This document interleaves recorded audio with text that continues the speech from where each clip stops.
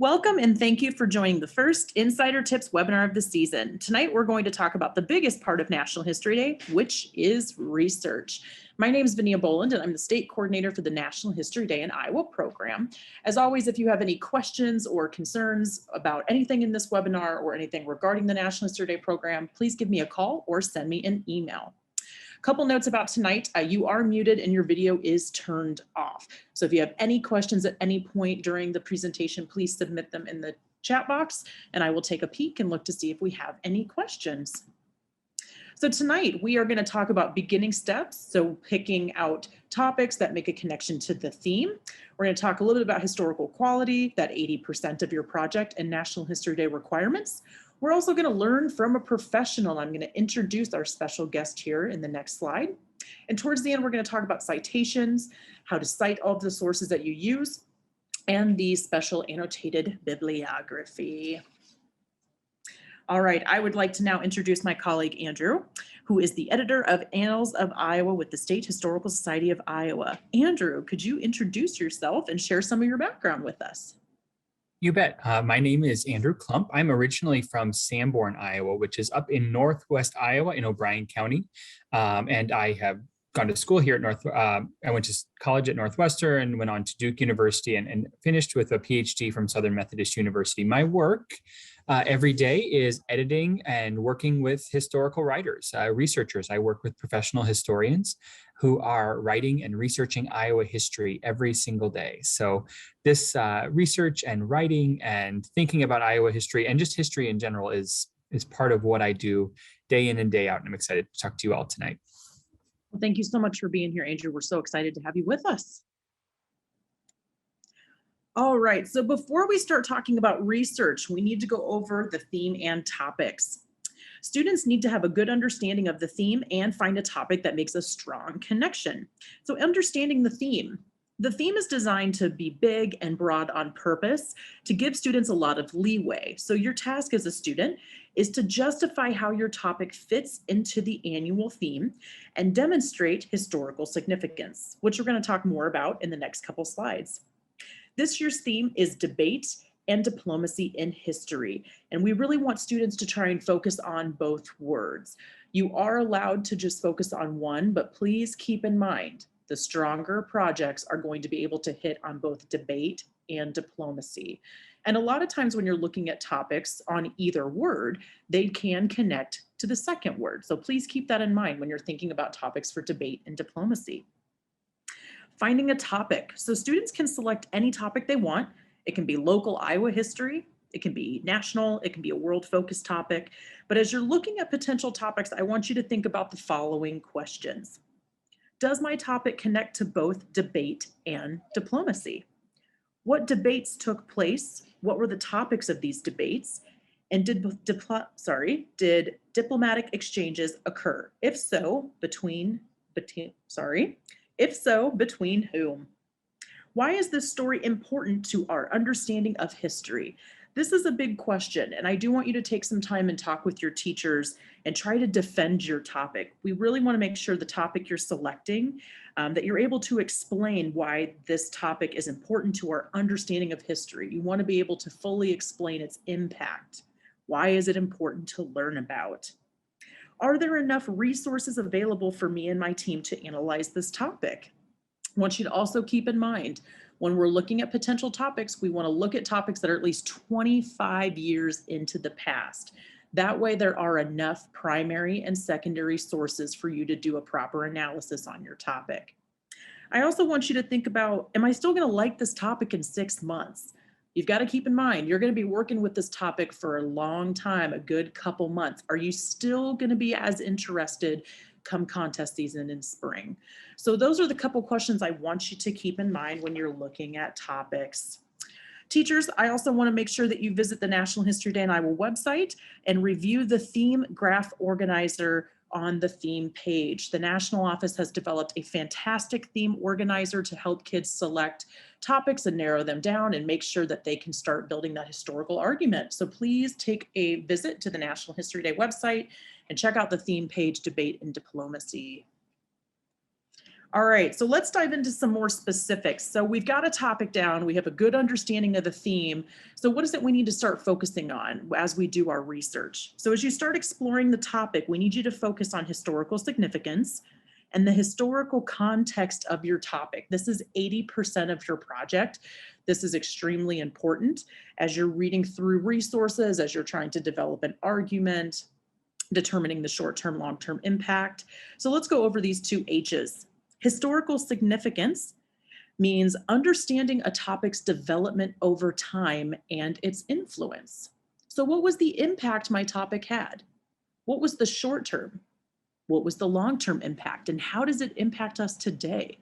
Why should we learn about it? In History Day, we're always asking ourselves why. You always want to ask yourself, why should we do this? Why should I use this information? Why does it impact us today? Historical context is the appropriate setting in which to understand the subject's time period. So that might include economic, intellectual, and or sociocultural characteristics of the time and place. So how did the time period affect the argument or the diplomatic exchanges? That's a good question to keep in mind. How did other historical events affect the topic you have chosen? How did the time period affect the argument or the diplomatic exchanges? Those are two big questions to keep in mind.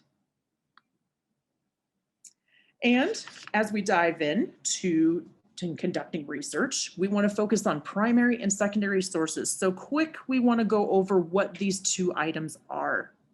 So primary sources, they provide a firsthand account about a person or an event, written or produced at the time of the event, so such as letters, speeches, diaries, newspaper articles from the time, documents, photographs, artifacts.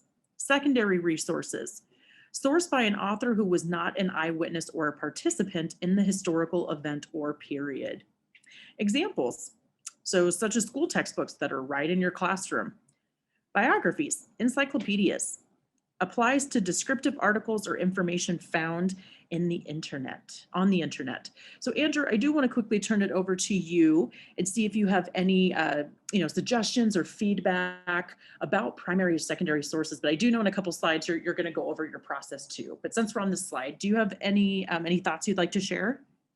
Yeah, I just would share that to be extra careful, to make sure that you are thinking really carefully about the primary sources and the secondary sources you're using. So asking questions about, are these newspapers the best ones that I can find? Or is there something else more fitting? For example, if you're writing a story about a romance between two people, is the newspaper the best choice, or is sticking with letters going to be better if you have them, right? Does that make sense? So think about how they're appropriate. And with secondary resources, make sure to also think about if they're up to date, if they're new. An example that I often give my own students is that you could find a secondary source on, say, the US Civil War that could talk about there being 48 states in the United States right now. Maybe that source was written in the 1940s, and it was true at the time, but since then we've added 2 more states. So that source, while accurate at the time, isn't the best one because it doesn't have the most up-to-date information. So often with a secondary source, you want to try to find the most recent one possible. That's an important thing. And when it comes to the internet, you want to be very careful. Work with your teachers to make sure that you're using good websites, ones that are connected to libraries or archives or universities. Those will be the best ones for you. And if you have any questions about how good or reliable a website is, always check with your teachers, because that can be tricky, even for those of us who work with websites every day. Be extra careful. Absolutely. Well, thank you so much. Great advice. All right, and I am excited to turn it over to Andrew. We're going to hear more about Andrew and his research process. So Andrew, thank you so much for joining us again tonight, but I'm going to turn it over to you. Thank you so much. Yeah, so we have a few questions here to kind of get us thinking. So as I mentioned, I'm a professional historian. What does that look like? How do I develop research questions? How do I create an argument? How do you know if you have enough information?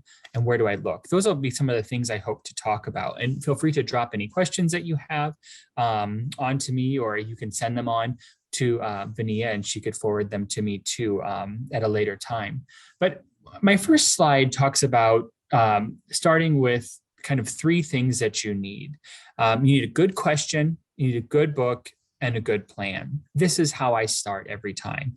A good question, a good book, and a good plan. I gave an example of a question of why are there so many towns with French names in Iowa? That would not be a good one necessarily for the topic this year, but it would be a good question. You don't know the answer to it, and you're ready to dive in. Now, my next slide talks about the question itself. And so we'll talk about the importance of finding a good question. Maybe in your science classes, you learn about having a hypothesis or trying to guess, well, I think this is going to happen, so let me see if it does. In history, we work a little differently. We want to ask a good question. Often that's something that says, I don't know why this happens, but I'm curious about it. So it starts by wondering why.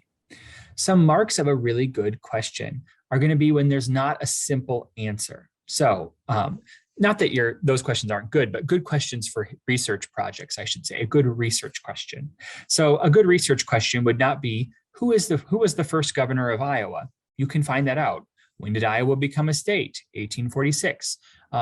There's not a lot to be written on those because they're rather straightforward answers. At the same time, you don't want to have something where you can't find an answer, right? So you don't want to ask, how many Native Americans were living in Iowa when Europeans arrived? Well, we'll never know the exact number. Those we can guess. Or you wouldn't want to ask, well, what were Native Americans thinking? Well, we don't know that. Those documents don't exist. What they were thinking when Europeans arrived, right? So you want to have something that's not too simple, but something that you can actually find resources and materials on and people agree on, right? What is the meaning of life? That's a great question to think about, but it's not a great question for History Day because you're not going to be able to find kind of definitive answers in the ways that will be expected in this process. And then the last thing about finding a really good question is it's interesting to you. And I know Vania mentioned this, but you're going to spend a lot of time with this project. So don't pick something that isn't interesting to you or isn't catching your attention. You're going to spend a lot of time with this. And so it's really important that a good question is interesting to you because you're going to dive in and you're going to be excited to find the answers. Most good questions ask why, because when you ask why, you often find more complicated answers, right? So think about why and look at the world around you and try to make sense of that. So after you have your question, if you develop a good question, the next step is finding a good book, or at least that's what I say, a good book or a good article. What this does is let you learn a little bit about the topic. So that means that let's say I wanted to know about French names, I would look for an article or a book that talked about the French in Iowa, and I would go ahead and read that book. And then there are notes, and I'll show you on the next slide what that looks like. You'll be able to use notes and information to help you see where you can look for more information and develop a list. So by that, I mean, if you look at this here, in the first full paragraph, there's a little number 3, right? And it talks about prehistory and history, and there's that little number 3, which is what I would call a footnote. And then if you follow that 3 to the bottom of the page, there's another 3. So that little 3 is telling you to go look at the bigger 3 at the bottom, and that tells you where the author of this found that information. So there's a book called Iowa's Archaeological Past. Maybe I'm interested in that. There's a book called Empire by Collaboration. Maybe I'm interested in that. And then there's an article called History and the Pre that I might be looking at. So what I would do if I were working on this is I would read through this book and look at all of these notes and try to come up with a list of places to start. One thing that's important to note about notes, ironically, is that sometimes they're at the bottom of the page like this, and sometimes they're going to be at the end of the book. They do the exact same thing, but if they're at the end of the book, you'll need to flip to the back and not be able to look right at the bottom. Your teachers will be able to help you with this. But what I do is I start with a book, start with an article, and I dive in and look for more, because that will help me get a sense of what's been written and see where I can start looking for more information. This works for finding other books or articles, but it can also help you understand, oh, there's a great newspaper that talks about Decorah or talks about Dubuque, and maybe I will be able to go to that as a resource as well. So after I've done all of that work, my process is to make a good plan. I list books or articles that I'd like to read, making a list just to keep myself organized. I make a list of primary sources that I'd like to explore and who to contact, and this is important, who to contact about accessing them. So maybe you want to look at newspapers, or maybe you want to look at some letters that are stored at a college near your house. Well, you might have to organize a trip there. And so you'll want to get in touch with people, and your teachers can help you if you have questions about that. So I have two lists, primary sources and secondary sources. So books and articles and primary sources. And then I try to think about how much time do I need? If I'm going to answer my question, am I going to need to spend a couple months or a couple weeks or even longer on this project? And if it's going to be a couple years, for example, well, the project is too big and I need to make it smaller. I need to have a smaller question and I need to go from there, right? So that's important to schedule your time. And then lastly, and this one isn't emphasized enough, is decide how you'll take notes and stay organized, okay? This is really important because it helps you to make sure that you know where your sources are and you know where you got your information from, okay? So have a list of books, a list and articles, a list of primary sources, come up with a timeline, and then make sure you have a good system in place to stay organized so you can write or create your exhibits or develop your other performances in ways that are efficient, and you don't have to go chase footnotes or chase information, forgetting where you got it. So what's next then? So if you have a good book or good question, a good book and a good plan, what's next? Transform your answer into a thesis. So after you've read a bunch of books and read a bunch of primary sources, you'll transfer something from a question to a thesis, and which is another way of saying argument. So I would say, okay, I've read a lot of books and now I've decided, okay, well, I think that from what I've read, there are so many French names of towns in Iowa because the French were some of the first Europeans to arrive here. Okay, that's what I've decided. I've looked into it. So I changed that answer to my question into a thesis. And I'll say, okay, well, then I will argue that many towns in Iowa have French names because in the 1600s, the French were the dominant European empire in the land that would become Iowa. All right, so that's my thesis. And then once you have that, you just want to do a little bit more research to confirm. Look at a few more primary sources and a few more secondary sources. And if they're all coming up with the same answer, you can feel good that you have answered your question and developed it into a thesis. And then lastly, you want to show how you reached that answer, right? So you formed your argument and your thesis, and now you're ready to develop your project and show your work. Showing your work is not just for math class, it's also for National History Day. And so you want to show how you reached your conclusion that supports your argument. Does that make some sense? So that's really what's going on here, is transforming questions into a thesis. And that really is just your answer to a really good question. All right. So that's a little bit about my process. I do want to take a little bit of time too to talk about as a judge. So I have judged National History Day. And one of the things I've looked at that can maybe help you is just to think about, from a judge's perspective, how am I thinking about research? Some of the things I want to highlight for you that I look for right away is a focused thesis. And this is important. And I invite you to come back for another webinar where we'll talk about thesis statements and arguments much more in detail. But this is important. It's just important to say that it should be specific and clear. And it being specific and clear makes a really big difference from a judge's eyes. A good thesis tells me what you will do, but also it tells me what you won't do, right? So let's say you have a thesis that the 1980s farm crisis was a diplomatic crisis because of the severe changes in international supplies of crops. As a judge, I won't wonder why you didn't mention the Great Depression or the early 2000s, if that's your thesis, right? As a judge, you've told me that you'll focus on the 1980s farm crisis. And so that is the standard that I will hold you to, not to what I might be thinking otherwise. So that focused thesis It both answers your question and gives something really particular, but also helps to set the boundaries of what you're going to talk about in your project. And that helps your judge you on what you've done and not what they think you should have done, right? It's an important distinction. I also want to look at your evidence. So don't just tell me your answer, show me your answer. Use quotations from your documents, use pictures, use citations, go back to your secondary sources, right? Don't just say, this is the answer, I know it's because it's true. Say, this is the answer to the question. This is my thesis, and here is how I know that, right? Think of it like showing your work in math class, but showing your work in history. Sources, and another big part, did you consult good sources or did you just use one book?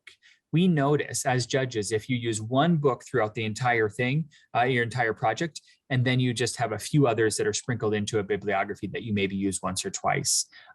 We want to see that you've used really robustly a bunch of sources.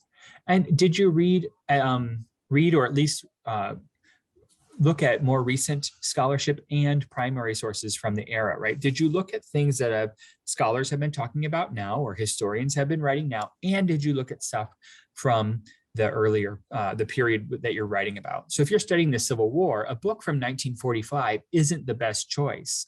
It's not a recent secondary source, but it's also too new to have been a primary source, right? You'll want stuff that's close to the Civil War and more recent history, right? So we want to look at the quality of your sources and how you're using them. And lastly is just polish. Plain and simple. Is the project well written, well executed, and clear? Does it look like you rushed it, right? We're really focused on the history, the first three here. But if you have a really well written and really well polished paper portion and the rest of your project is really sharp, it goes a long way. It goes a long way to communicating clearly.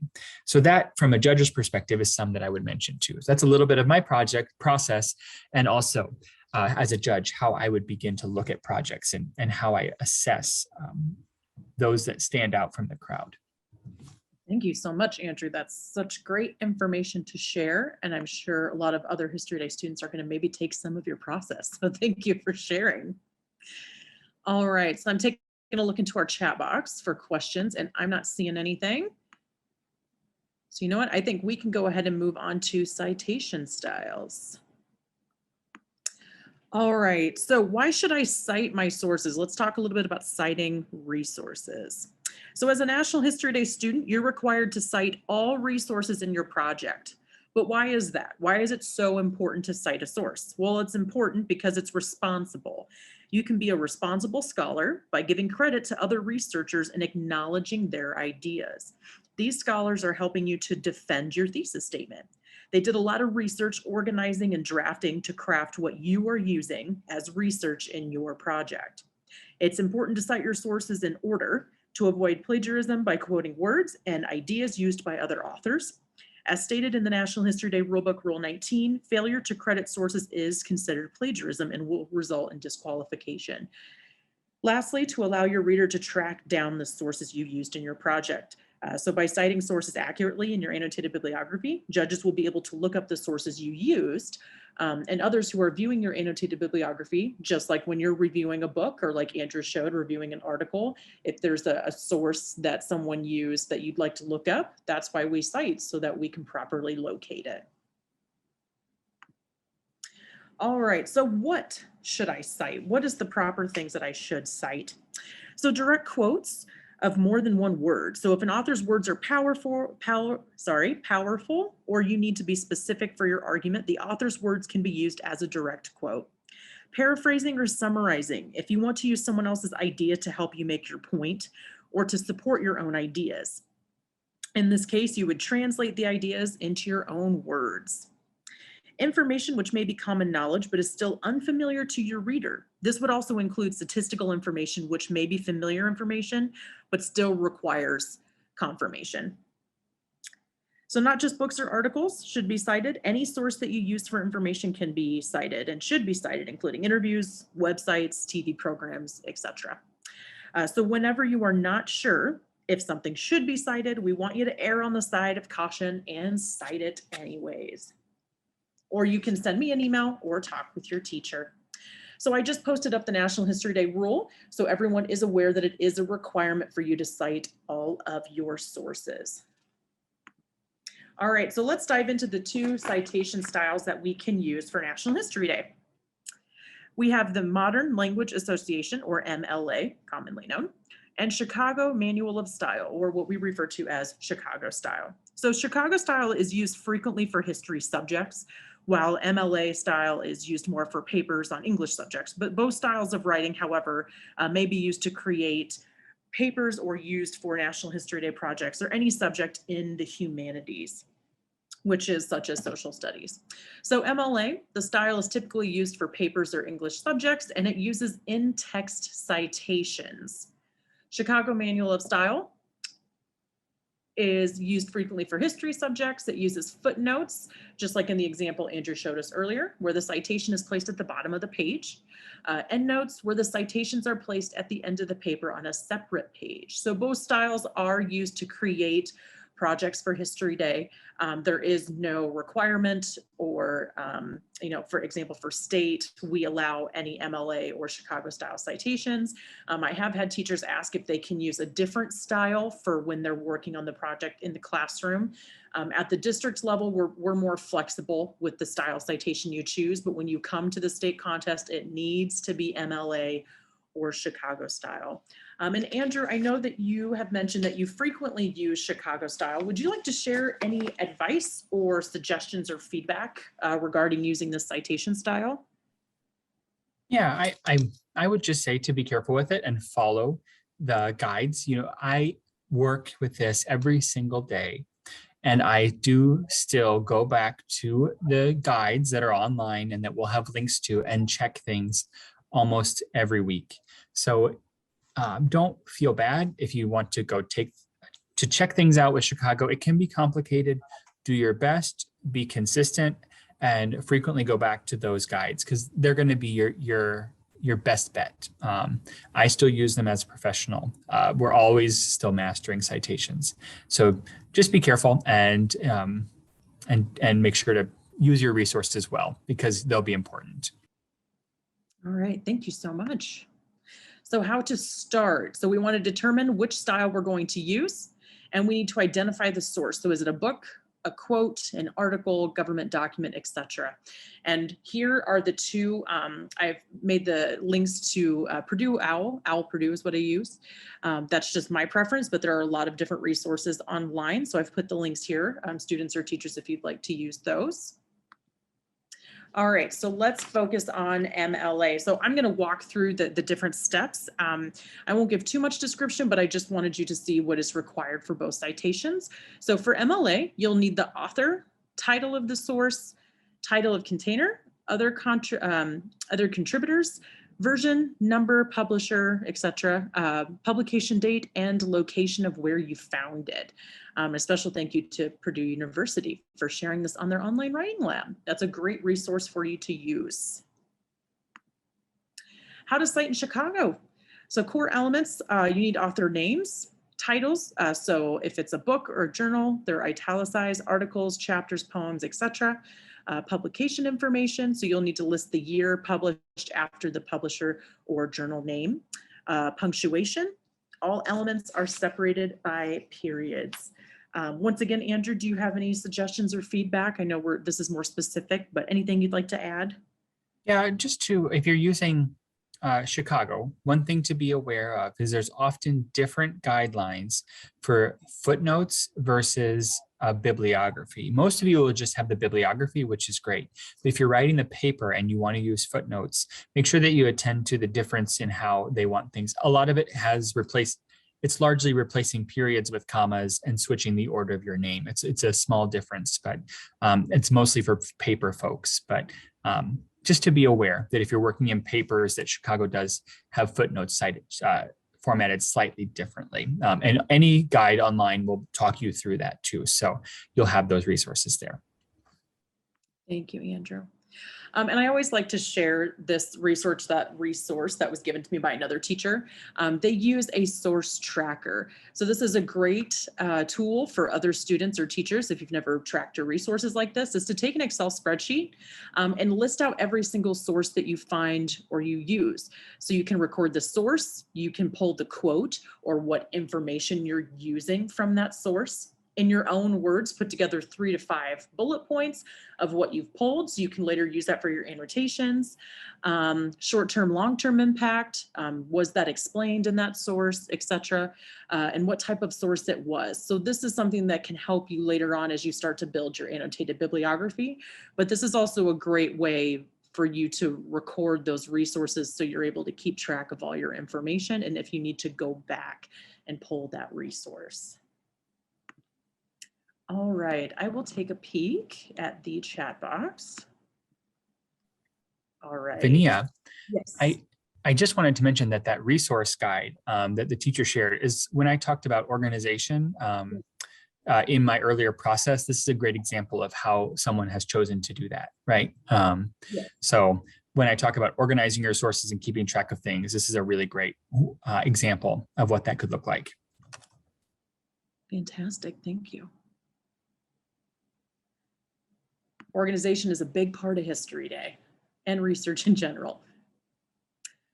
All right, so let's move forward and talk about annotated bibliography. I'm not seeing any questions, but as always, if you have any questions for us, you can also send me an email and I'm happy to direct you to Andrew if you'd like to ask him directly as well.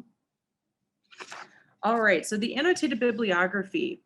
Creating an annotated bibliography lets your reader know what sources you used in the creation of your project. First, the annotated bibliography tells the reader how many sources you used and the quality and range of sources used in your research. It provides evidence of the many hours that you spent doing research in libraries, archives, classrooms, and on the internet. But second, the annotation informs the reader how you used your sources and why they were valuable to understanding your topic. And annotated bibliography is crucial to the History Day process because it shows judges the scope and depth of your research, as Andrew discussed earlier. All right, so key elements to consider when creating an annotated bibliography. Your list should be titled Annotated Bibliography, not Bibliography, not Works Cited. Make sure you put the correct annotated bibliography at the top.